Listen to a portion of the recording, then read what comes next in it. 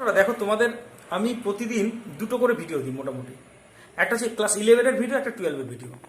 তো একটা ছাত্র বলছিল, স্যার আপনি হঠাৎ অর্গানিক কেমিস্ট্রি করাতে করাতে কমেন্ট বক্সে লিখেছে যে হঠাৎ কেন রাসায়নিক বন্ধন শুরু করেছেন। তো ছেলেটা 12-এ পড়ে, তার জন্য আমি বলছি যে যারা 12-এ আছে তারা 12-এর ভিডিও দেখবে, আর যারা 11-এ আছে তারা 11-এর ভিডিও দেখবে। আমি দেখো দুটো ক্লাসের ভিডিওই দিচ্ছি কিন্তু। তো এখন আমি যে ভিডিওটা করাচ্ছি সেটা ক্লাস 11-এর জন্য। দেখবে লেখা থাকে, আমার যে কোনো ভিডিও শুরুতে লেখা থাকে কোন ক্লাসের ভিডিও, তোমরা সেই ক্লাসটা ফলো করবে কিন্তু বলা থাকবে। যাই হোক, অণুর ধ্রুবীয়তা এবং দ্বিমেরু ভ্রামক এখনকার বিষয়।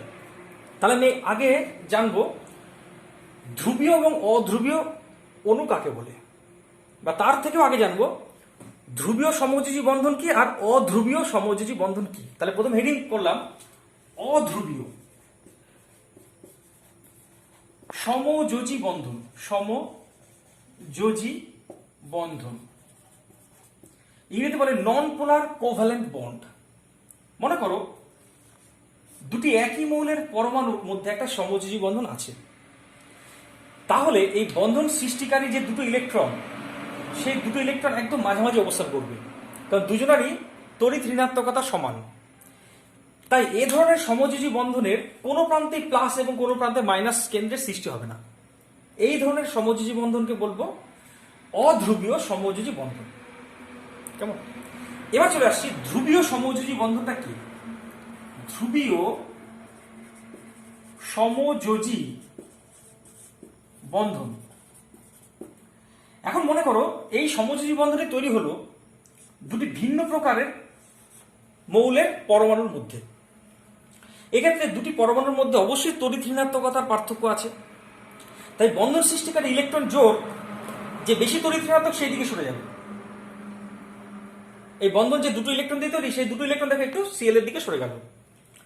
তার ফলে কি হবে, ওই সিএল এর দিকটায় আংশিক নেগেটিভ চার্জের সৃষ্টি হবে। ডেল্টা মাইনাস, ডেল্টা মানে কম, খুব সামান্য। তাহলে সিএল প্রান্তে আংশিক নেগেটিভ চার্জের সৃষ্টি হবে এবং হাইড্রোজেন প্রান্তে আংশিক পজিটিভ চার্জের সৃষ্টি হবে। অর্থাৎ এই অণুটির দুটি মেরু সৃষ্টি হবে, একটা হচ্ছে নেগেটিভ মেরু, একটা পজিটিভ মেরু। এই ধরনের বন্ধনকে বলবো ধ্রুবীয় সমযোজী বন্ধন বা পোলার কোভ্যালেন্ট বন্ড। পোল মানে মেরু, পোলার কোভ্যালেন্ট বন্ড। বুঝা গেল? তাহলে ধ্রুবীয় সমযোজী বন্ধন কোথায় তৈরি হয়? যদি ওই বন্ধন সৃষ্টিকারী পরমাণু দুটির মধ্যে তড়িৎ ঋণাত্মকতার পার্থক্য থাকে, তবেই কিন্তু এই ধরনের ধ্রুবীয় সমযোজী বন্ধনের সৃষ্টি হয়। আর কিছু বলবো। তাহলে ধ্রুবীয় সমযোজী বন্ধন কি জানলাম, অধ্রুবীয় সমযোজী বন্ধন কি সেটা জানলাম। এবার যে বিষয়টা নিয়ে আলোচনা করবো সেটা হলো, দেখো, দ্বিমেরু ভ্রামক। তাহলে এবার আমার আলোচ্য বিষয় হচ্ছে দ্বিমেরু ভ্রামক। হেডিং করলাম দ্বিমেরু ভ্রামক। দ্বিমেরু ভ্রামক বা ইংরেজিতে বলে ডাইপোল মোমেন্ট। ডাইপোল মোমেন্ট কাকে বলে দেখো, তার আগে বলে নি। মনে করো HCl একটা ধ্রুবীয় অণু, HFও একটা ধ্রুবীয় অণু, এরও সিএল প্রান্ত ডেল্টা মাইনাস ডেল্টা প্লাস, এরও ডেল্টা মাইনাস ডেল্টা প্লাস। দুজনই তো ধ্রুবীয় অণু, কিন্তু কোনটা বেশি ধ্রুবীয় কোনটা কম ধ্রুবীয় সেটা কিন্তু আমি আইডিয়া পেতে গেলে আমাকে দ্বিমেরু ভ্রামকের ধারণার প্রয়োজন হবে। অর্থাৎ দুটি ধ্রুবীয় অণু ঠিক আছে, কিন্তু কোনটা বেশি কোনটা কম, কোনটা বেশি ধ্রুবীয় কোনটা কম ধ্রুবীয় সেটা জানতে গেলে আমাকে দ্বিমেরু ভ্রামক সম্পর্কে জানতে হবে। তাহলে দ্বিমেরু ভ্রামকটা কি করে? কোন একটা ধ্রুবীয় অণুর ধ্রুবীয়তার মাত্রা নির্ধারণ করে, যে কোনো একটা ধ্রুবীয় সমযোজী বন্ধনের ধ্রুবীয়তার মাত্রা নির্ধারণ করে দ্বিমেরু ভ্রামক। সংজ্ঞাটা দিদি, সংজ্ঞা কি? সংজ্ঞাটা দেখো, মনে করো HCl একটা সমযোজী বন্ধন, এইটা হচ্ছে ডেল্টা প্লাস, এটা ডেল্টা মাইনাস। এবার এইটাকে বলবো প্লাস মেরু, এটা মাইনাস মেরু। মনে করো এদের মাঝে ডিস্টেন্স মানে পজিটিভ এবং নেগেটিভ কেন্দ্রের দূরত্ব হচ্ছে ডি। তবে দ্বিমেরু ভ্রামককে মিউ দ্বারা প্রকাশ করা। মিউ ইকুয়াল টু হবে এই পজিটিভ অথবা নেগেটিভ কেন্দ্রের চার্জ, যাকে ই দ্বারা প্রকাশ করা হলো, ইন্টু এই পজিটিভ এবং নেগেটিভ কেন্দ্রের দূরত্ব মানে ডি। এই দুটোর গুণফলকে বলা হয় দ্বিমেরু ভ্রামক। তাহলে দ্বিমেরু ভ্রামকের সংখ্যাটা কি? কোন একটি অণুর পজিটিভ অথবা নেগেটিভ কেন্দ্রের চার্জ এবং ওই কেন্দ্র দুটির মাঝের দূরত্বের গুণফলকে বলে অণুটির দ্বিমেরু ভ্রামক। তাহলে আরেকবার রিপিট করছি প্রথম থেকে। কোন একটা ধ্রুবীয় অণুর ধ্রুবীয়তা নির্ধারণ করে, ধ্রুবীয়তার মাত্রা নির্ধারণ করে দ্বিমেরু ভ্রামক। সংজ্ঞা কি? কোন একটি ধ্রুবীয় অণুর পজিটিভ অথবা নেগেটিভ কেন্দ্রের চার্জ এবং ওই কেন্দ্র দুটির মাঝের দূরত্বের গুণফলকে বলা হয় দ্বিমেরু ভ্রামক। এর এককটা কি? এককে চলে আসে। দেখো সিজিএস পদ্ধতিতে আগে এককটা বলবো। জানো চার্জের সিজিএস পদ্ধতির একক হচ্ছে ইএসইউ, ইলেকট্রোস্ট্যাটিক ইউনিট, ইন্টু দূরত্বের একক সেন্টিমিটার। তাহলে আমি পেলাম সিজিএস পদ্ধতিতে দ্বিমেরু ভ্রামক মানে মিউ এর একক পেলাম ইএসইউ ইন্টু সেন্টিমিটার। তবে ব্যবহারিক একটা একক আছে, ব্যবহারিক একক। ব্যবহারিক একক হলো ডিবাই, যাকে সংক্ষেপে ডি দ্বারা প্রকাশ করা হয়, ডিবাই। কেমন? এটা ব্যবহারিক একক। আর মনে রাখবে এই পাশে লিখলাম 1 debye equal to 10 to the power minus 18, 10 to the power minus 18 ESU centimetre. এটা মনে থাকে যেন। তাহলে ব্যবহারিক এককের সাথে সিজিএস এককের একটা সম্পর্ক বললাম। কি বললাম? 1 debye equal to 10 to the power minus 18 ESU centimetre. একইভাবে যদি এসআই একক বলি, তাহলে চার্জের এসআই একক হচ্ছে কুলম্ব ইন্টু ডি, ডিস্টেন্সের দূরত্বের এসআই একক হচ্ছে মিটার। তাহলে এসআই একক পেলাম ইউ এর, দেখো দ্বিমেরু ভ্রামকের এসআই একক পেলাম কুলম্ব ইন্টু মিটার। আর কিছু না, এই পর্যন্ত। এবার চলে আসি পরের প্রসঙ্গে, সেটা হচ্ছে কয়েকটি গুরুত্বপূর্ণ বিষয়। তাহলে তোমরা হেডিং করবে দ্বিমেরু ভ্রামক সম্পর্কে কয়েকটি গুরুত্বপূর্ণ বিষয় বলে হেডিং করো। তাহলে আমি এখানে লিখলাম কয়েকটি গুরুত্বপূর্ণ বিষয়। কি সম্পর্কে? মিউ সম্পর্কে। মানে মিউ মানে দ্বিমেরু ভ্রামক, দ্বিমেরু ভ্রামক সম্পর্কে কয়েকটি গুরুত্বপূর্ণ বিষয়। সর ফার্স্ট মনে রাখবে কোন একটি অধ্রুবীয় অণুর উদাহরণ দিই, হাইড্রোজেন, অক্সিজেন, ক্লোরিন, এটা অধ্রুবীয় অণু। কোন একটি অধ্রুবীয় অণুর দ্বিমেরু ভ্রামক মিউ ইকুয়াল টু 0 হয়। কেমন? হ্যাঁ, কারণ কি? মনে করো ক্লোরিন একটু আগে দেখালাম, তাহলে কোথায় থাকবে? ইলেকট্রন জোটটা বন্ধন সৃষ্টি করে ইলেকট্রন জোট মাঝখানে থাকবে। তাহলে ইলেকট্রন জোটটা কোনো দিকে সরে যাবে না, তাহলে কোনো প্রান্তে পজিটিভ নেগেটিভ কেন্দ্র তৈরি হবে না। মানে এই ক্ষেত্রে দ্বিমেরু ভ্রামক ইকুয়াল টু 0। তাহলে কি বললাম? কোন একটি অধ্রুবীয় অণুর মোট দ্বিমেরু ভ্রামকের মান 0 হয়। প্রথম গুরুত্বপূর্ণ বিষয় হয়ে গেল। কিন্তু দ্বিতীয় গুরুত্বপূর্ণ বিষয়টা দেখো, কিন্তু কোন একটা ধ্রুবীয় অণুর দ্বিমেরু ভ্রামকের নির্দিষ্ট মান থাকে। যেমন ধরো HCl, তার দ্বিমেরু ভ্রামকের মান কখনো 0 হবে না, এর একটা নির্দিষ্ট মান থাকবে। যেমন ধরো HCl অণুর দ্বিমেরু ভ্রামকের মান 1.03 ডিভাই। আর HF এটাও একটা ধ্রুবীয় অণু, তাহলে এরও কিন্তু দ্বিমেরু ভ্রামকের মান 0 হবে না কখনো, এর দ্বিমেরু ভ্রামকের মান 1.91 ডিভাই। তাহলে কি দাঁড়ালো? ধ্রুবীয় অণুর দ্বিমেরু ভ্রামকের মান কখনো 0 হয় না, তার একটা নির্দিষ্ট মান থাকে। তৃতীয় গুরুত্বপূর্ণ বিষয়টা এবার বলছি। দেখো দ্বিমেরু ভ্রামক একটা ভেক্টর রাশি, মানে এর দিক আছে, মান এবং দিক আছে। অর্থাৎ মিউ একটি ভেক্টর রাশি। তাহলে ভেক্টর রাশি কারা? যাদের মান ও দিক আছে। তাহলে এর দিকটা কোন দিকে? সাধারণত যেটা পজিটিভ কেন্দ্র সেই দিক থেকে, যেটা নেগেটিভ কেন্দ্র সেই দিকে দ্বিমেরু ভ্রামককে তীর চিহ্নের সাহায্যে প্রকাশ করা হয়। অর্থাৎ দ্বিমেরু ভ্রামকের দিকটা কোন দিক? পজিটিভ কেন্দ্র থেকে নেগেটিভ কেন্দ্রের দিকে। চতুর্থ ইম্পর্টেন্ট বিষয়টা এবার বলছি, খুবই ইম্পর্টেন্ট। চতুর্থ ইম্পর্টেন্ট বিষয়টি দেখো। চতুর্থ বিষয়টি হলো, দেখো দ্বিমেরু ভ্রামক বিষয়টি খুব ইম্পর্টেন্ট। দেখো যদি কোনো একটা অণুতে দুটি ভিন্ন প্রকারের পরমাণু থাকে, যেমন HCl, HF, HBr, etcetera etcetera, তাহলে তাদের দ্বিমেরু ভ্রামকের মান থাকবেই থাকবে এবং অণুগুলি সবসময় ধ্রুবীয় অণু হবে। কেমন? তাহলে কি বললাম? কোন একটি দ্বিপরমাণুক অণু যেখানে পরমাণুগুলি ভিন্ন প্রকারের, তাদের লব্ধি দ্বিমেরু ভ্রামকের মান থাকবে, মানে মিউ এর একটা নির্দিষ্ট মান থাকবে, মিউ এর মান 0 হবে না, এবং সেক্ষেত্রে অণুটি ধ্রুবীয় হবে। কিন্তু কোনো একটি যদি অণুতে অনেকগুলি ভিন্ন প্রকারের পরমাণু থাকে, মানে আমি বলতে চাচ্ছি কোনো একটা অণু যেখানে ভিন্ন প্রকারের অনেকগুলি পরমাণু আছে, সেক্ষেত্রে লব্ধি দ্বিমেরু ভ্রামকের মান শূন্য হতেও পারে নাও হতে পারে। কিরকম? মনে করো CCl4 BF3 অথবা CHCl3, এই দুই ক্ষেত্রে তুলনা করে দেখি।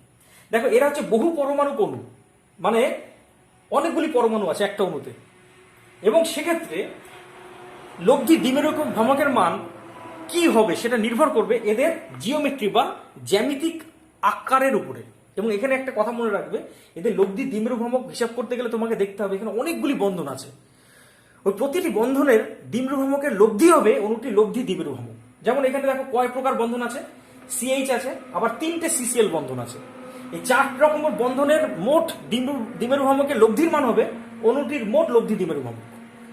তাহলে এবার দেখবো সেইটা রেজাল্টেন্ট যে ভ্যালুটা সেটা 0 হতেও পারে নাও হতে পারে। কিরকম দেখা যায়?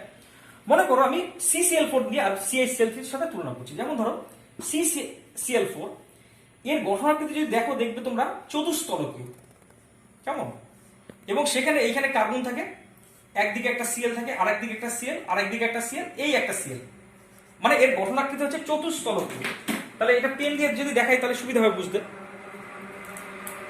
সাপোজ এরকম এর যে চতুস্তলকীয় গঠনাকৃতি, কেন্দ্রে থাকছে কার্বন আর চারদিকে 4টে Cl আছে, কেমন? এবার তুমি খেয়াল করে দেখো কার্বন থেকে ক্লোরিন বেশি তড়িৎ ঋণাত্মক, তাহলে CCl বন্ধনের দ্বিমেরু ভ্রামকটি মানে CCl বন্ধন ভ্রামকটি কোন দিকে কাজ করবে? Cl এর দিকে। Cl এর দিকে আমি অন্য কালি পেন ইউজ করছি তাহলে সুবিধা হবে। দেখো CCl বন্ধন ভ্রামক কোন দিকে কাজ করবে? Cl এর দিকে, কারণ Cl বেশি তড়িৎ ঋণাত্মক। তাহলে একই ঘটনা ঘটবে প্রত্যেকটা CCl বন্ধনের দিকে, মানে যেহেতু ক্লোরিন বেশি তড়িৎ ঋণাত্মক, দ্বিমেরু ভ্রামকটা কোন দিকে ক্রিয়া করবে? ক্লোরিনের দিকে। এরকম যদি হয় তাহলে খেয়াল করে দেখো, আমি পেন দিয়ে দেখাচ্ছি। তাহলে এখানে কার্বন আছে কেন্দ্রে, এই Cl এর দিকে টান, এই দিকে Cl এর দিকে টান, এই Cl এর দিকে টান, এই Cl এর দিকে টান। তখন খেয়াল করে দেখা যাবে যে 3টি CCl বন্ধন ভ্রামকের লব্ধি, মানে এইটা এইটা এইটা, এই 3টি CCl বন্ধন ভ্রামকের লব্ধি নিচের দিকে কাজ করবে, যেটা কিনা চতুর্থ যে CCl বন্ধন ভ্রামক আছে তার সমান এবং বিপরীত হবে। তুমি যদি এই দিকে বিচার করো, যদি উল্টো দিকে বিচার করো তাও একই দেখবে। এই 3টি CCl বন্ধন ভ্রামকের লব্ধি Cl এর দিকে, মানে এই দিকে এই দিকে এই বরাবর কাজ করছে, এবং এই 3টে বন্ধন ভ্রামকের লব্ধি কোন দিকে কাজ করছে? ঠিক নিচের দিকে, অপোজিট টু দিস, এইটার ঠিক বিপরীতে নিচের দিকে কাজ করবে। তার ফলে কি হবে? এই 3টে CCl বন্ধন ভ্রামকের লব্ধির মান চতুর্থ CCl বন্ধন ভ্রামকের সমান এবং বিপরীত হবে। তাই এর মোট লব্ধি দ্বিমেরু ভ্রামক থাকবে না, মানে মিউ ইকুয়াল টু হবে 0, অর্থাৎ এইটি হবে অধ্রুবীয়। কেমন? এটা হবে অধ্রুবীয় একটা অণু। আচ্ছা, একইভাবে যদি এইটার কথা বিবেচনা করি তাহলে দেখো তো, এইটার গঠনাকৃতিও দেখো চতুস্তলকীয়,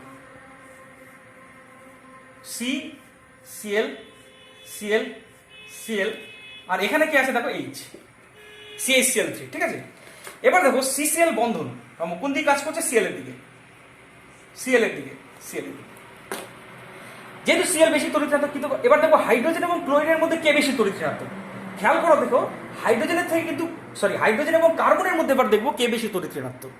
দেখো হাইড্রোজেনের থেকেও কিন্তু কার্বন বেশি তড়িৎ ঋণাত্মক, তাহলে এই টানটাও কিন্তু এই নিচের দিকেই কাজ করবে। তাহলে এখানে যদি আমি এইখানে স্ট্রাকচারে দেখি, এই ক্লোরোফর্মের স্ট্রাকচারে, এবার দেখো এইটা হচ্ছে হাইড্রোজেন, এটা Cl, এটা Cl, এটা Cl, মাঝখানে কার্বন আছে। তাহলে 3টে CCl বন্ধন ভ্রামক এইদিকে কাজ করছে, এইদিকে কাজ করছে, এইদিকে কাজ করছে। তাহলে এই 3টে বন্ধন ভ্রামকের লব্ধি কোন দিকে কাজ করছে? নিচের দিকে। আবার উপরের দিকে যে HC বন্ধন ভ্রামকটা সেইটাও নিচের দিকে।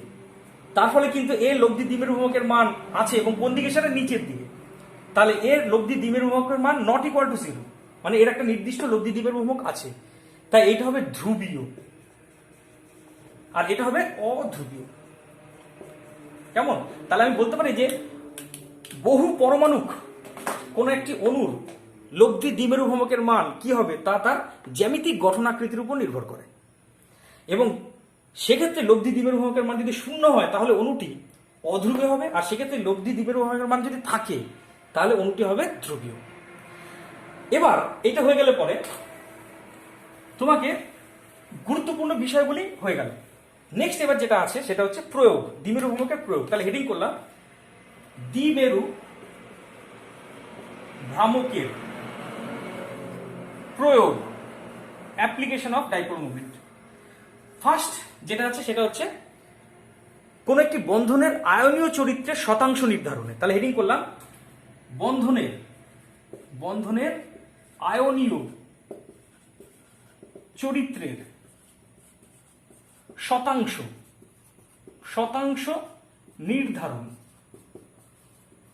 মানে পার্সেন্টেজ অফ আয়নীয় ক্যারেক্টার নির্ধারণ করা যায়। মনে রাখবে কোন একটা সমযোজী বন্ধন সে যতই সমযোজী হোক না কেন তার মধ্যে অল্প হলেও আয়নীয় চরিত্র থাকে। যেমন ধরো HCl, এই HCl-কে আমি সমযোজী বন্ধন জানি, কিন্তু এর মধ্যে খুব সামান্য হলেও সমযোজী হলে কি হবে, এর মধ্যে খুব সামান্য হলেও আয়নীয় চরিত্র আছে, এবং কতটা আয়নীয় চরিত্র আছে সেটা আমাকে বার করতে হবে। তাহলে এর একটা ফর্মুলা আছে, percentage of ionic character equal to mu observed by mu calculated. এই ফর্মুলাটা মনে রাখতে হবে। যেমন ধরো আমি এটা একটা প্রবলেম দিয়েই তোমাকে আমি অ্যান্সারটা করে দেখাচ্ছি। মনে করো একটা প্রবলেম বললো, কি প্রবলেম, এই প্রবলেমটা লিখছি। HCl অণুর পরীক্ষালব্ধ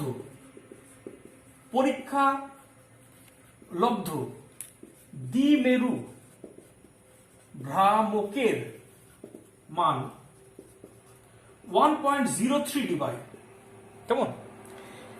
HCl এর বন্ধন দৈর্ঘ্য যদি 1.27 অ্যাংস্ট্রম হয় তবে HCl এর বন্ধনের আয়নীয় চরিত্র নির্ণয় করো।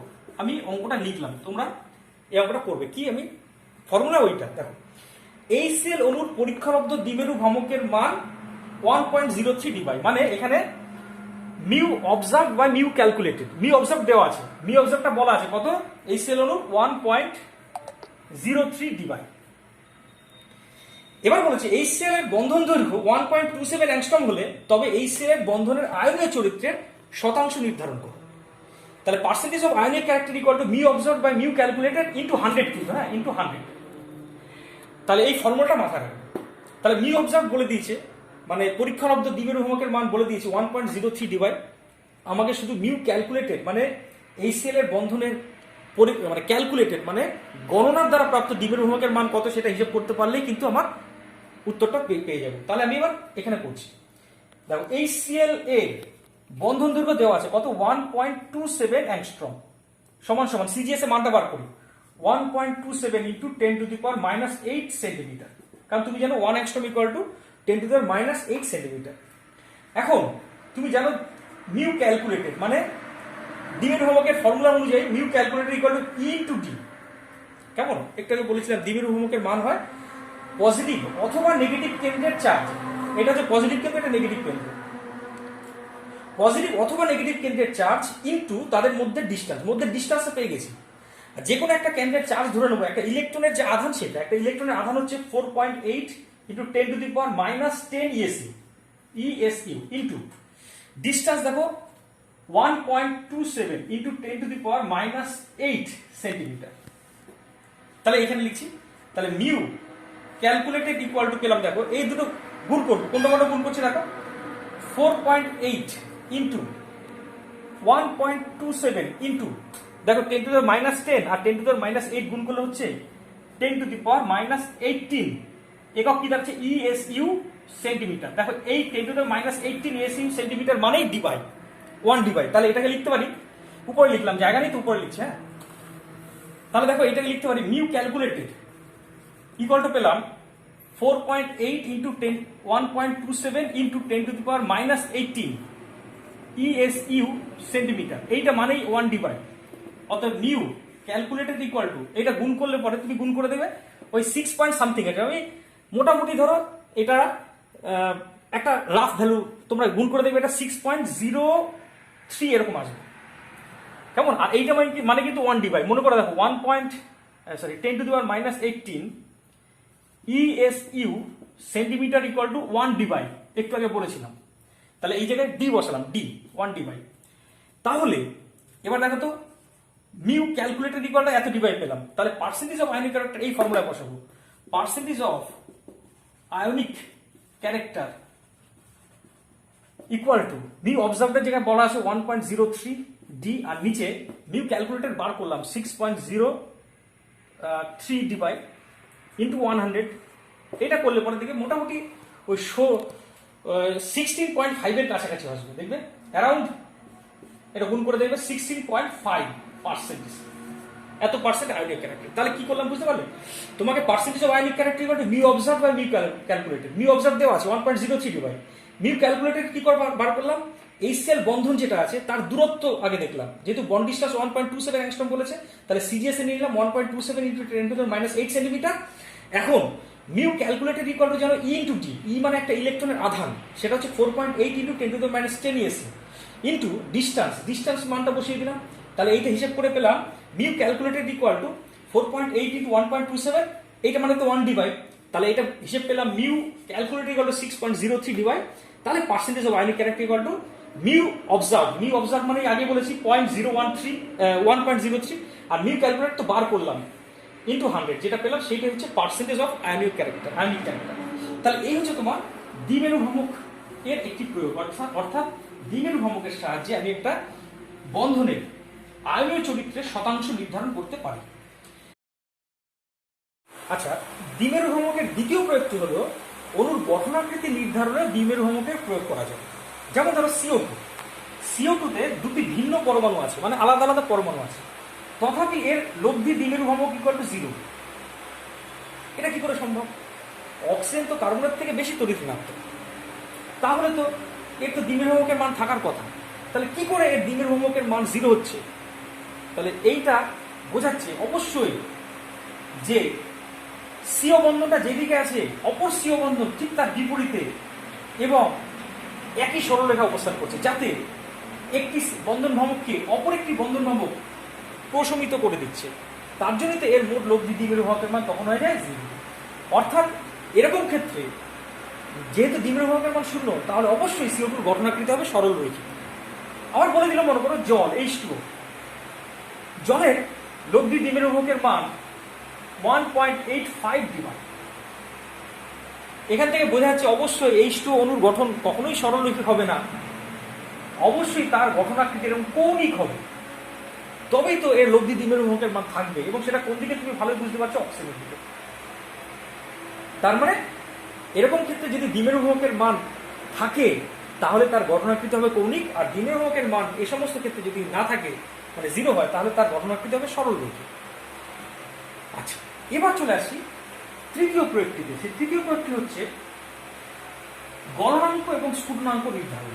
তাহলে 3 নম্বর হেডিং করলাম গলনাঙ্ক ও স্ফুটনাঙ্ক নির্ধারণ দ্বিমেরু ভ্রামকের প্রয়োগ। মনে করো কোনো একটা অণুকে আমি এইভাবে দেখাম, তাহলে এই যদি ধ্রুবীয় হয় তাহলে এর একটা প্লাস কেন্দ্র একটা মাইনাস কেন্দ্র। এখন অণুগুলি সবসময় চাই কি তারা বেশি স্থায়ী হয়, এর অণু কেন সবারই টেন্ডেন্সি সবসময় স্থায়িত্ব অর্জন।